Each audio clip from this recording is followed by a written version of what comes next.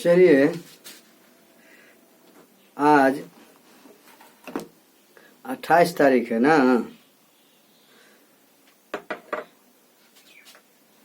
तो हम पढ़ाने जा रहे हैं शंकु। क्या पढ़ाने जा रहे हैं? शंकु। शंकु के बारे में आप पहले से भी परिचित होंगे। शंकु के बारे में पहले से ही परिचित होंगे।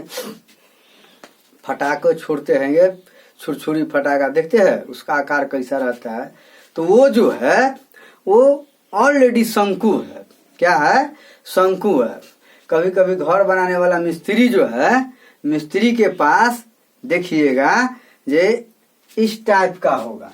किस टाइप का होगा? देखिए हम बताते हैं। इस टाइप का, इस टाइप का ना, इस टाइप का होगा। तो यह क्या है? शंकु है। क्या है? शंकु है। इस तरह मलाई बर्फ को देखते हैं, मलाई बर्फ वाला को इस तरह का भी बर्फ रखता है। हैं? क्या रखता है? इस तरह का बर्फ रखेगा, इस तरह ना रखता है ना। ये देखिए, तो इसके बारे में हमको डिटेल जानकारी प्राप्त करना है। ठीक है। तो शंकु क्या है? शंकु इंग्लिश में क्या बोलेंगे?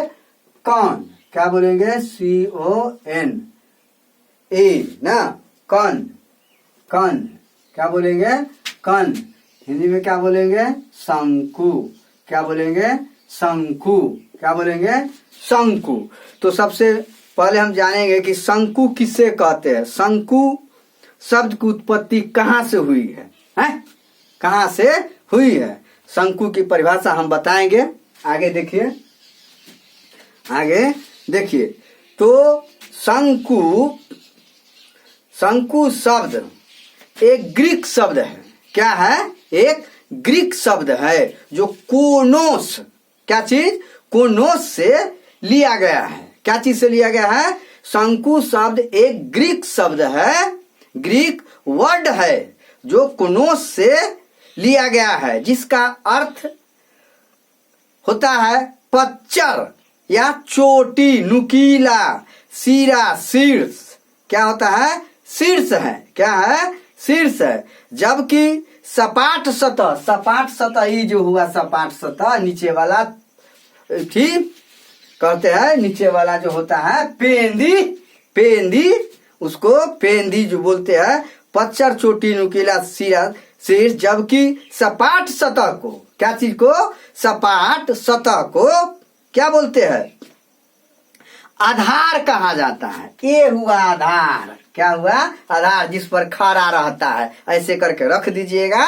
सपाट टाइप का होता है नीचे पेंदी, तो वो क्या कहलाता है? आधार कहलाता है। शंकु के 3 मुख्य गुण है। क्या है? 3 मुख्य गुण है। इसका एक गोलाकार फलक होता है। क्या होता है? एक गोलाकार फलक होता है। अर्थात अपनी भाषा में जवाब दीजिएगा, अपनी भाषा में। तो कैसे दीजिएगा? देखिए, ये देख रहे हैं, ये देखिए, ये जो देख रहे हैं आप, समकोण त्रिभुज देख रहे हैं। समकोण त्रिभुज AB और C। ये 90 डिग्री का कोण हो गया। क्या डिग्री का? 90 डिग्री का कोण हो गया। और जानते हैं ये समकोण त्रिभुज है। समकोण त्रिभुज में समकोण के सामने के भुजा को कर्ण कहा जाता है। इसको हाइपोटेनस बोलते हैं, जिसको H से सूचित किया जाता है। किस चीज से सूचित किया जाता है? H से सूचित किया है। ये थीटा है। थीटा मतलब एक प्रकार का कोण। थीटा के सामने के भुजा को परपेंडिकुलर बोला जाता है। इसको P से सूचित किया जाता है। और शेष तीसरी भुजा जो होगा, क्या होगा? बेस होगा। क्या होगा? बेस होगा। इसके बारे में जानकारी पहले से भी आप कर चुके हैं। तो किसी समकोण त्रिभुज में समकोण के सामने के भुजा को कर्ण, हाइपोटेनस बोला जाता है। और थीटा के सामने के भुजा को परपेंडिकुलर, लंब बोला जाता है। और समकोण त्रिभुज में शेष तीसरी भुजा को बेस अर्थात आधार बोला जाता है। तो यही समकोण त्रिभुज के बारे में डिटेल जानकारी है, तो शंकु आसान हो जाएगा। शंकु के बारे में जानकारी प्राप्त करना क्या हो जाएगा? आसान हो जाएगा। तो कैसे लिखिएगा, कैसे बोलिएगा कि एक समकोण त्रिभुज को, एक समकोण त्रिभुज के ये लंब जो है, लंब ये देख रहे हैं, इसको स्थिर करके ये कोना पकड़ लीजिएगा। क्या पकड़? कोना को पकड़ करके चारों बगल घुमाने के पश्चात, चारों बगल घुमाइएगा। इस भुजा को स्थिर कर, इसके चारों ओर घुमाने के पश्चात जिन आकृतियों का निर्माण होता है, जिन पिंडों का निर्माण होता है, वह क्या कहलाता है? लंबवृत्तीय शंकु कहलाता है, अर्थात शंकु कहा जाता है। लंबवृत्तीय शंकु कहिए, शंकु कहिए, एक ही बात है। कोई दिक्कत है? तो क्या बोलिएगा? कोई समकोण त्रिभुज अपने स्थिर लंब के चारों ओर, स्थिर लंब कौन हुआ? ए हुआ। स्थिर लंब के चारों ओर घूमकर, क्या करके? घूम करके, चक्कर लगा करके जिन आकृतियों का निर्माण करता है वो लंबवृत्तीय शंकु अर्थात कण कहा जाता है। उससे हम क्या कहेंगे? कण कहेंगे या कण कहलाता है। तो समझ गए? इसको जानने में कोई प्रॉब्लम नहीं है। कैसे होगा? ए देखिए, ये समकोण त्रिभुज क्या है? ये समकोण त्रिभुज ए है। इसको हम यहां से यहां तक के दूरी को, और एक तरह का वृत्त हो गया, क्या हो गया? सर्किल हो गया। और यहां से यहां तक के दूरी को डी कहेंगे। क्या कहेंगे? डी कहेंगे। और यहां से यहां तक के दूरी को क्या बोलेंगे? आर बोलेंगे। क्या बोलेंगे? आर। तो इसको आर, इसको एल, इसको क्या बोलेंगे? एल बोलेंगे। 90 डिग्री का कोण हो गया। और ए हो गया एच, क्या हो गया? शंकु के ऊंचाई। और ये हुआ त्रियक ऊंचाई या लंबिक दूरी या तिरछी ऊंचाई। तिरछी ऊंचाई क्या बोलेंगे इसको? तिरछी। एल को, एल मतलब लंबिक दूरी या त्रियक ऊंचाई या तिरछी ऊंचाई ना, तिरछी ऊंचाई क्या बोलेंगे? तिरछी ऊंचाई। तो एल बराबर हो जाएगा एल स्क्वायर बराबर h square plus r square, h square plus r square. तो एच स्क्वायर बराबर l square minus r square, r square बराबर l square minus h square. इस तरह से हम इंडिकेट करेंगे। तो हम क्या बोलेंगे? ऊंचाई, शंकु के ऊंचाई अर्थात एच बराबर root under l square minus r square. कोई दिक्कत? इस तरह से नया सूत्र हम लागू कर देंगे। और त्रिज्या बराबर त्रिज्या जिसको आर कहते हैं, क्या कहते हैं? आर बराबर क्या हो जाएगा? Root under l square minus h square अर्थात त्रियक ऊंचाई के स्क्वायर माइनस ऊंचाई के स्क्वायर का रूट अंडर। समझ गए ना? इस तरह से हम क्या करेंगे? नया सूत्र निकालेंगे अपना दिमाग से। क्या चीज से? अपना दिमाग से निकालेंगे। तो आप समझ गए इसको कि नहीं समझे? इसको समझने में कोई समस्या है? तो शंकु का वक्र, ये शंकु है। क्या है? ये शंकु है। इस शंकु को देख रहे हैं, ये देख रहे हैं ना? 90 डिग्री का कोण बनाए हुए है, कोई दिक्कत ना है। इसको एल, इसको एच, इसको आर। तो इसी पर हमको फोकस करना है। शंकु का वक्र पृष्ठ, शंकु का वक्र पृष्ठ बराबर होता है शंकु, क्या लिखिएगा? शंकु का वक्र, क्या? वक्र पृष्ठ, क्या? पृष्ठ, वक्र पृष्ठ बराबर क्या होता है? पाई आर एल। पाई का मान क्या दीजिएगा? 22/7। पाई का मान कितना दीजिएगा? 22/7। पाई आर के मतलब त्रिज्या और एल मतलब त्रियक ऊंचाई, एल मतलब त्रियक ऊंचाई। और शंकु का पूर्ण पृष्ठ पाई आर एल और पाई आर स्क्वायर। एगो पाई आर स्क्वायर मतलब एक क्षेत्रफल पाई आर स्क्वायर और प्लस पाई आर एल। ध्यान दीजिए बात को। तो ये दोनों के जोड़ एक वृत्त के क्षेत्रफल, ये जो देख रहा है गोल का, इसका क्षेत्रफल और पाई आर एल। तो वृत्त का क्षेत्रफल क्या पढ़े है? पाई आर स्क्वायर, पढ़े है ना कि नहीं पढ़े हैं? तो इस तरह से दोनों के जोड़ देंगे तो शंकु का पूर्ण पृष्ठ क्षेत्रफल, शंकु का पूर्ण क्या, पूर्ण पृष्ठ क्या, पृष्ठ क्षेत्रफल बराबर पाई आर, देखिए pi r into l plus r हो जाएगा। इस सूत्र को याद कर लीजिए, याद एकदम कर लेना है, प्लस लिख लीजिए जी, इसको हर हाल में याद कर लेना है, कोई दिक्कत है। और शंकु का आयतन क्या लिखिएगा, शंकु का आयतन, इसको इंग्लिश में क्या बोलिएगा, वॉल्यूम ऑफ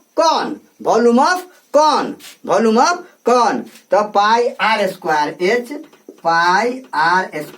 एच बटे 3 अर्थात 1/3 पाई आर स्क्वायर एच, ये हुआ शंकु का आयतन। क्या हुआ, शंकु का आयतन।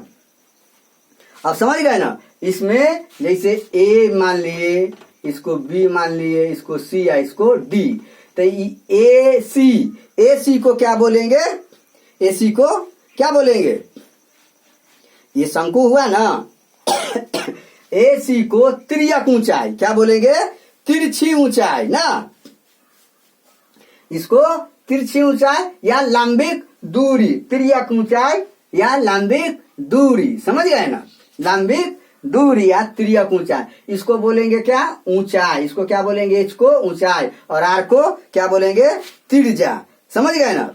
तो हम आगे बता दिए है, कोई दिक्कत है, हाँ हम आगे बता दिए, इतना जिसको कंफर्म हो गया वो कोई भी हिसाब बना सकता है, इसको बनाने में कोई तरह का दिक्कत नहीं होगा, कोई दिक्कत है, मिटा दे, उतार लीजिएगा, उतारिए थोड़ा, उतारिए जल्दी उतारिए।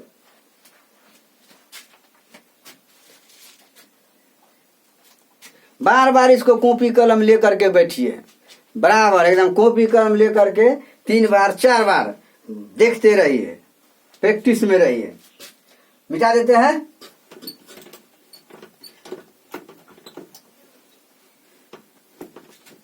तो यही है इसका।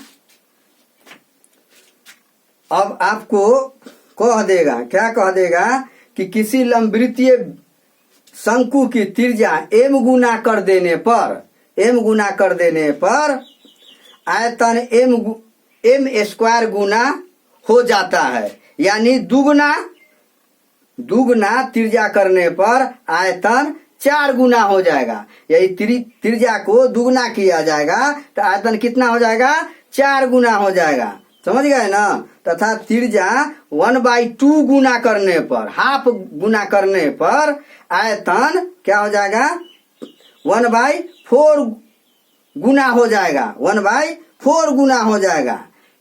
और यदि ऊंचाई को n गुना कर दिया जाए तो आयतन n गुना यानी दुगुना हो जाएगा। क्या हो जाएगा, 2 गुना करने पर, न समझे, 2 गुना करने पर क्या हो जाएगा, 2 गुना हो जाएगा। किसी लंबवृत्तीय शंकु की त्रिज्या m गुना करने पर तथा ऊंचाई n गुना करने पर, ना n गुना करने पर आयतन m स्क्वायर n गुना, समझ गए ना। यदि त्रिज्या 3 गुना और ऊंचाई 2 गुना कर दिया जाए तो आयतन क्या हो जाएगा, m स्क्वायर n अर्थात 18 गुना हो जाएगा। क्या हो जाएगा, 18 गुना हो जाएगा, यही दिमाग में रखना है। अब चलिए क्वेश्चन लिखिए था। यदि किसी शंकु में L बराबर 65 सेंटीमीटर और R बराबर 56 सेंटीमीटर हो तो वक्र पृष्ठ का क्षेत्रफल ज्ञात करे, ऊंचाई निकाले, वक्र पृष्ठ का क्षेत्रफल तथा ऊंचाई निकाले। दूसरा सवाल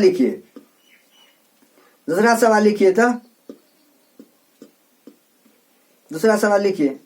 यदि किसी शंकु की ऊंचाई 24 मीटर और त्रिज्या 7 मीटर हो, ऊंचाई कितना हो, 24 मीटर और त्रिज्या 7 मीटर हो, तो तिर्यक ऊंचाई निकाले, तिर्यक ऊंचाई निकाले तथा वक्र पृष्ठ का क्षेत्रफल निकाले। तीसरा सवाल लिखिए, तीसरा सवाल लिखिए, शंकु का पूर्ण पृष्ठ क्षेत्रफल लिखे, शंकु के पूर्ण पृष्ठ क्षेत्रफल लिखे यदि उसकी त्रिज्या 3 सेंटीमीटर और ऊंचाई 4 सेंटीमीटर हो। शंकु का वक्र पृष्ठ क्षेत्रफल लिखे यदि उसकी त्रिज्या 3 सेंटीमीटर और ऊंचाई 4 सेंटीमीटर हो। चलो अगला सवाल लिखिए चौथा, शंकु का संपूर्ण पृष्ठ क्षेत्रफल बताए, शंकु के संपूर्ण पृष्ठ क्षेत्रफल बताए यदि उसकी त्रिज्या 14 सेंटीमीटर और तिर्यक ऊंचाई 15 सेंटीमीटर हो। आगे लिखिए, अगला सवाल लिखिए, 10 मीटर ऊंचे शंक्वाकार तंबू के आधार की परिधि 44 मीटर है। क्या है? 10 मीटर ऊंचे शंक्वाकार शंकु के आधार की परिधि 44 मीटर है। एक अन्य शंक्वाकार तंबू की ऊंचाई 20 मीटर तथा परिधि 22 मीटर है। तो पहले तंबू तथा दूसरे तंबू के अंतःविष्ट आयतन का अनुपात क्या होगा? अगला सवाल लिखिए, अगला सवाल लिखिए, यदि किसी शंकु की तिर्यक उच्चता 13 मीटर और ऊंचाई 12 मीटर हो, माने तिर्यक ऊंचाई, ध्यान दीजिए, तिर्यक ऊंचाई 13 मीटर और ऊंचाई 12 मीटर, तो आर हो जाएगा कितना? 13 उनतना से बरबरा चवाल से रूट अंडर करके दोनों में घटाइएगा तो कितना हो जाएगा? 5। कितना हो जाएगा? 5 हो जाएगा। और वही क्या त्रिज्या आर ना, तो उसका आयतन निकाले। देखिए, यदि किसी शंकु के तिर्यक ऊंचाई 13 मीटर और ऊंचाई 12 मीटर हो तो आयतन ज्ञात कीजिए।